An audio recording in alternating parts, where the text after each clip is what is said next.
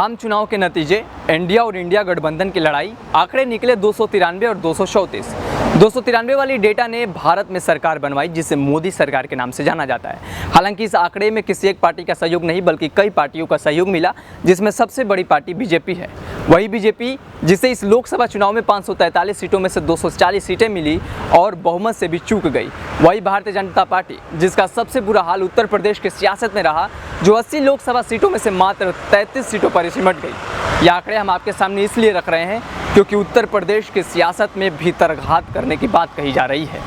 कहा जा रहा है कि यूपी में बीजेपी की सीटें कम होने की असली वजह उसके ही नेता हैं, जिन्होंने ज़मीनी स्तर पर अपने ही नेताओं के खिलाफ माहौल बनाना शुरू कर दिया था।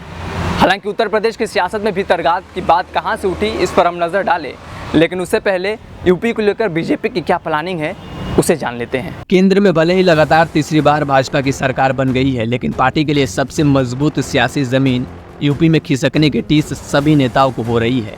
कहा जा रहा है कि बीजेपी इस बार सरकार बनाने के बाद भी सियासी अपंग के जैसे रहेगी, क्योंकि एक ओर जहां केंद्र में गठबंधन की सरकार चलाएगी, तो वहीं दूसरी ओर उत्तर प्रदेश में उसकी सीटों की संख्या कम हो गई है। दरअसल यूपी के चुनाव परिणाम से भाजपा के आस्थाने से लेकर शीर्ष नेतृत्व में हड़कंप मचा हुआ है। पिछले चुनाव की तुलना में इस बार करीब 9% का वोट मिले हैं। वही पार्टी के गैर यादव वोटर भी छिटके हुए नजर आ रहे हैं। बीजेपी को यूपी में मिली शिकस्त के बाद अब चर्चा इस बात पर भी तेज हो गई है कि भाजपा अपनी ही पार्टी के नेताओं की वजह से यूपी में इतने बड़े अंतर से हारी। कुछ सियासी जानकारों की माने तो यूपी में बीजेपी के स्थानीय नेताओं में एक दूसरे के प्रति काफी नाराजगी रही, जिसकी वजह से वे अपने समर्थकों के जरिए अपनी ही पार्टी के नेताओं का वोट काटने लगे, जिसका फायदा समाजवादी पार्टी को मिला। इसके अलावा विपक्ष के द्वारा संविधान चेंज का नारा भी लोकल लेवल के नेताओं को काफी प्रभावित किया, जिनसे उनको ये लगने लगा कि यदि बीजेपी 400 से अधिक सीट लाती है तो भारत के संविधान के साथ छेड़छाड़ किया जा सकता है, जिससे उनको बड़े नेताओं के सामने कुछ मौका न मिल पाए। यदि आपसे कहा जाए कि किसी राज्य में टास्क फोर्स का गठन किया जा रहा है, तो आपके दिमाग में सबसे पहला विचार आएगा कि शायद कोई बड़ी आपराधिक घटना घटी होगी। लेकिन इस बार उत्तर प्रदेश में जिस STF का गठन होगा, उसका सीधा कनेक्शन राजनीति से है। दरअसल कुछ मीडिया रिपोर्ट्स की माने तो उत्तर प्रदेश में Bharatiya Janata party special task force का गठन करने जा रही है, जो इस बात की रिपोर्ट देगी कि आखिर यूपी की सियासत में बीजेपी मात्र 33 सीटों पर ही क्यों सिमट गई। स्पेशल टास्क फोर्स किसी भी बड़े आपराधिक मामलों की जांच करने वाली ये टीम अब राजनीति की दुनिया की रिपोर्ट कार्ड पेश करेगी। दरअसल लोकसभा चुनाव के नतीजों के बाद यूपी बीजेपी के प्रदेश कार्यालय में प्रदेश अध्यक्ष भूपेंद्र चौधरी और संगठन महामंत्री धर्मपाल ने वोट में आई गिरावट को लेकर चर्चा की।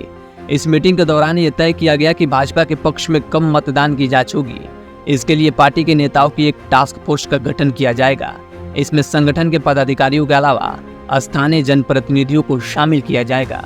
इसके लिए 60 से अधिक सदस्यों का चयन भी हो चुका है। ये लोग सभी लोकसभा के हर विधानसभा क्षेत्रों में हार के कारणों का पता लगाएंगे। मीडिया रिपोर्ट्स की माने तो टास्क फोर्स के सदस्य गांव-गांव जाकर ये पता लगाएंगे कि भाजपा के कोर वोटर माने जाने वाले ओबीसी और दलितों में सेंध किस दल ने लगाया। ये लोग सभी लोकसभा के हर विधानसभा क्षेत्रों में हार के कारणों का पता लगाएंगे। मीडिया रिपोर्ट्स की माने तो टास्क फोर्स के सदस्य गांव-गांव जाकर इस बात की जानकारी लेंगे कि भाजपा के कोर वोटर माने जाने वाले ओबीसी और दलितों में सेंध किस दल ने लगाया है।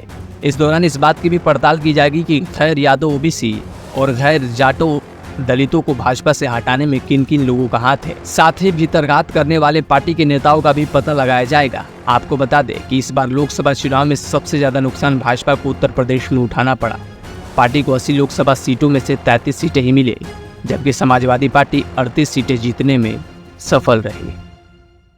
अब इस पूरे सियासी घटनाक्रम में सीएम योगी का क्या रोल है उसे जान लेते हैं। दरअसल बीजेपी को मिली हार के बाद यूपी सरकार और संगठन के बीच प्रारंभिक चर्चा हो चुकी है। उत्तर प्रदेश के मुख्यमंत्री योगी आदित्यनाथ और प्रदेश संगठन के बड़े नेता इस मुद्दे पर चर्चा कर चुके हैं और इस हार की वजहों का पता लगाने के लिए STF के गठन का फैसला लिया गया है।